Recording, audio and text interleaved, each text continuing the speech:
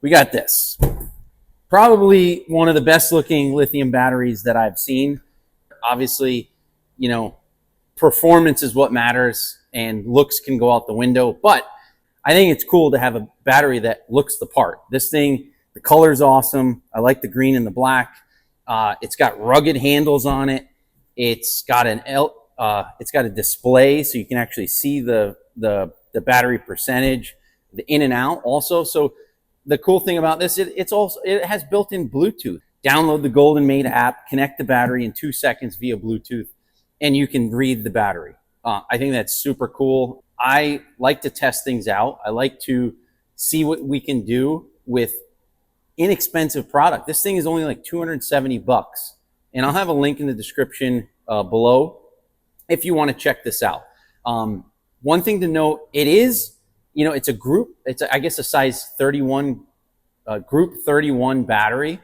Is that this one is just under 13 inches, little under 7 inches deep, and a little over 8 inches this way, and it weighs like 30 pounds. So overall, it's a good size battery. I like it because you can actually strap it down through this. You could use this to hold it down if you wanted to.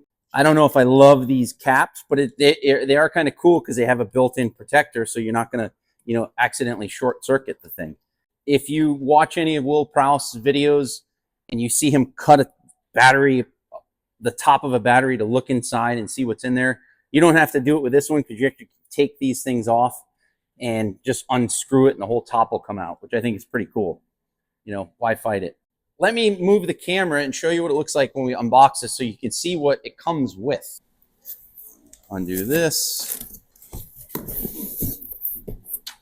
All right, so this is the Orion 1000 from Goldenmate. So this thing in the box comes with, I didn't mention, it actually comes with these CAN bus cables, so you can link up to 4 of these batteries together in either parallel or series connection. So you link, this one goes to each battery, and then at the end, this would go to a computer or some type of CAN bus system. I don't know, not doing that. Comes with 2 lugs for making your own wires. Looks like maybe about 2 gauge that you could do max on that. I actually going to go 1/0 because I'm doing these in parallel for a 200 amp hour system. Here's your instructions. So we got nice styrofoam foam here. I don't know, 3/4 inches thick. And then you got the battery, and then that's it. This is what it comes with. You know, first impression, this thing is getting an A for design. I love the design. I love that they're square, so they're going to fit nicely together. You can link these together. I mean, I think fit and finish is awesome. So now let's move over to the truck and we have to take out my other system first, and then we'll put these 2 in wire, and I'm going to show you how I'm going to wire these in parallel, and then we'll finish up and we'll do some tests at the end.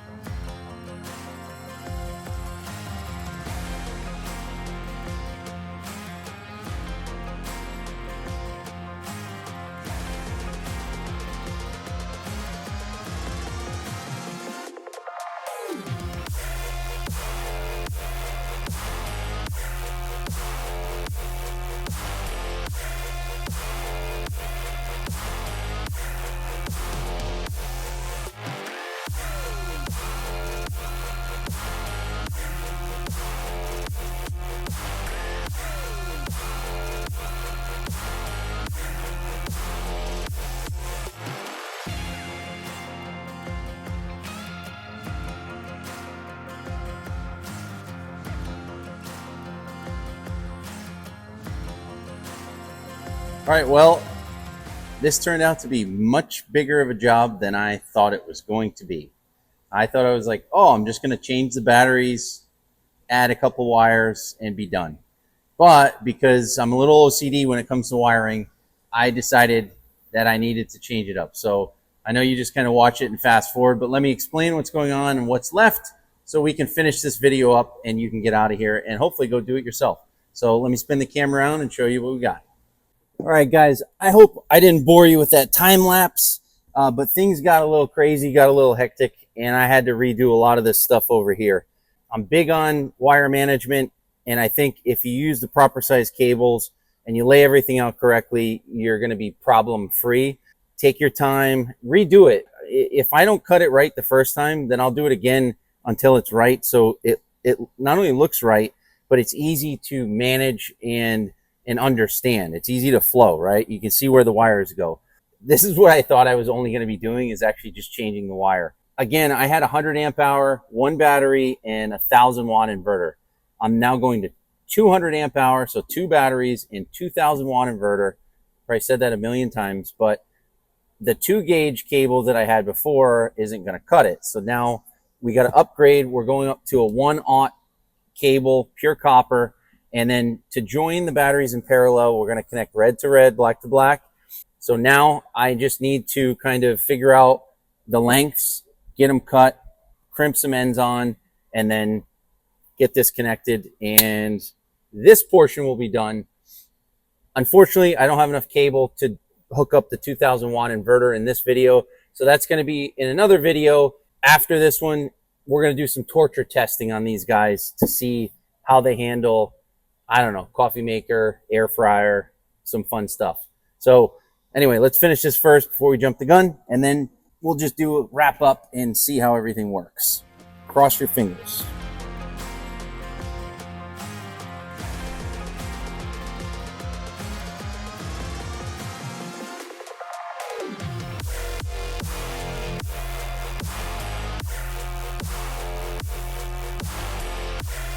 All right, so I got everything set up, and I wanted to show you how I crimp my cables.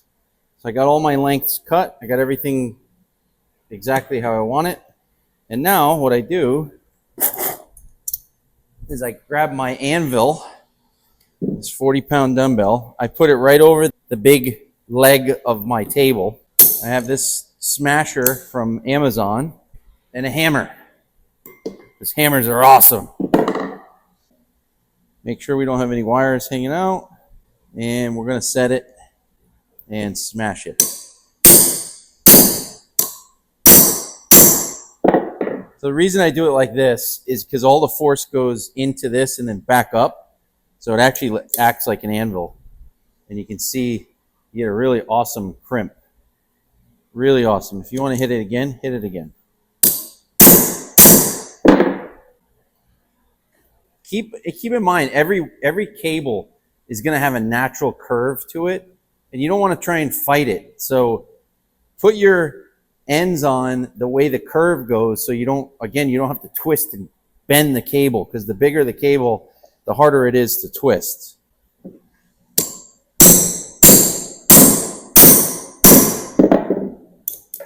Yeah, this is a cheap way to make your own lugs. This is on Amazon, this thing. And yes, I could get a hydraulic crimper, but this works fine. Literally been using this for 4 years.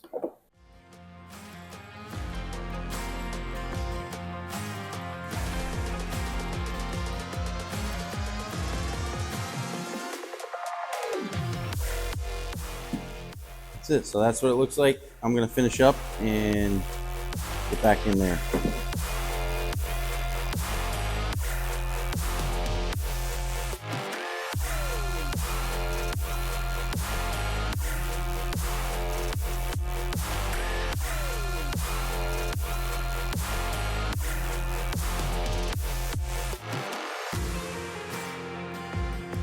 All right, well, it's moment of truth.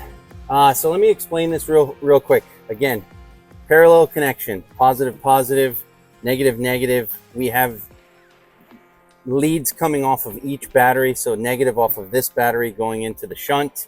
And then we have the positive of this battery going into the breaker. So it's a 200 amp breaker. I had a 200 amp, so I'm going to stick with it.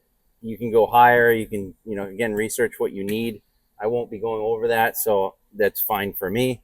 That comes into this fuse. It's a Blue Sea system. I'll have the link for this. And I like this because these are really good fuses.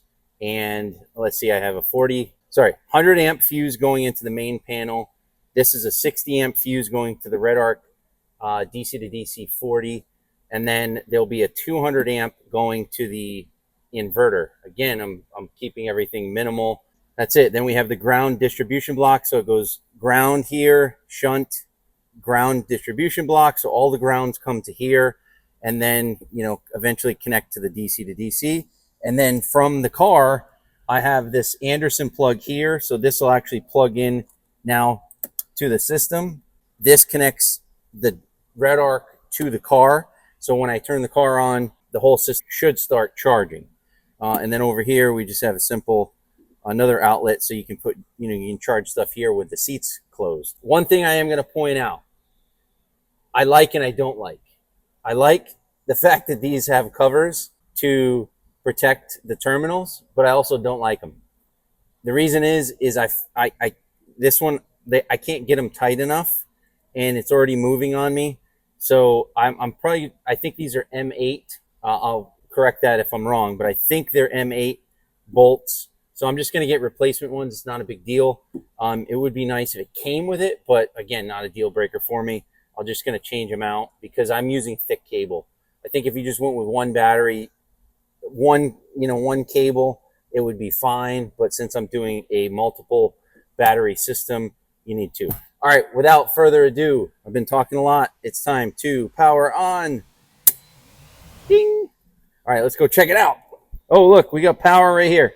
It's showing 13.5 volts, which kind of makes sense. All right.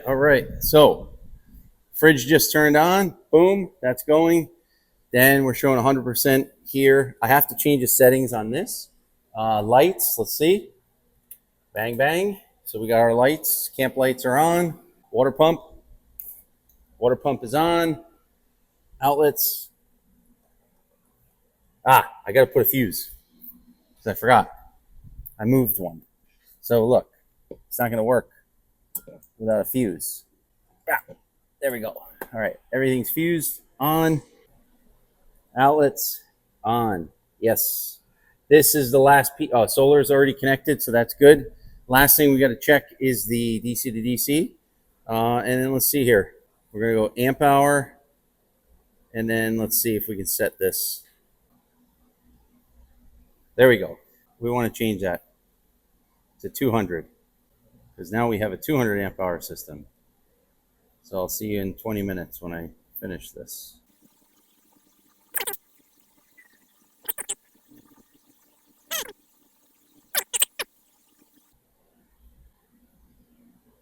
No, now we're going to change this. We want this 100%. There we go. 100%. All right, fast forward a couple days, and I've had the system installed. I've been playing around with it, and I actually learned something that I wanted to share along. So the battery is 100%. It's fully charged. Well, 99.7, but it is fully charged right now. Fridge is going, all the lights on. I'm trying to drain the battery because I wanted to show you something. And if you have a battery set up in parallel like this, and the batteries have their own display, you need to understand, if you don't have a shunt, right? I have a shunt that measures the load, right? What the shunt does is it kind of takes everything that's going through the ground, through the batteries, goes through, measures it all, and that's what this little thing sends it to this display on the other side, right? So that way I can read it back there. But this has it built in, but this actually is misleading if you have a dual battery system like this. And the reason is it's actually only pulling out 35 watts from each battery. Again, both batteries are 100% or 99%, but what you're seeing here is negative 34 watts from each battery. So remember, a parallel connection it's doubling the amp hours. So what that's going to do is essentially double the wattage as well, in and out. All right, Operation 200 amp hour lithium battery upgrade is partially complete. And if you had a keen eye, you noticed that I didn't have the batteries secured in any way. So it's important if you install batteries in a vehicle, van, SUV, something like this, you need to tie down the batteries because you don't want them flying around the vehicle when you're off-roading or, God forbid, something else. The other thing I need to do, I need to install the 2000 watt inverter, and then I also need to test that. And I'm really going to do the testing in a future video because I want to put the batteries through their paces. You know, I'm giving it an A for style, an A for features, but the functionality grade has to wait until I can actually test it. So, you know, first impressions, really good. And if you want to learn more about this batteries, go ahead and check out goldenmateenergy.com. You can get all the specs. Like I said, it's a $270 battery, which I think is a good deal. Right now, I don't have a discount code, but if I happen to get one from the company, I'll make sure and post it below. That way you guys can save even more money. Other than that, if you have any questions or comments, please post them below. I hope this video was inspiring or educational or a bit of both. And if you liked it, go ahead, give it a little thumbs up. I'd appreciate it. So that's it. Hope you liked it, and we'll see you in the next video. All right, real quick bonus content. I just turned on the car. I forgot to show you how the red arc works. So the car is on, and now we are getting positive 255 watts going into the system. So basically it's kicking 40 amps into the system minus whatever's going out. Remember, we have a draw from the electronics and things like that. See, you can see here we have a positive input of 38 amps. So that red arc will keep this baby charged in no time. All right, see you in the next one.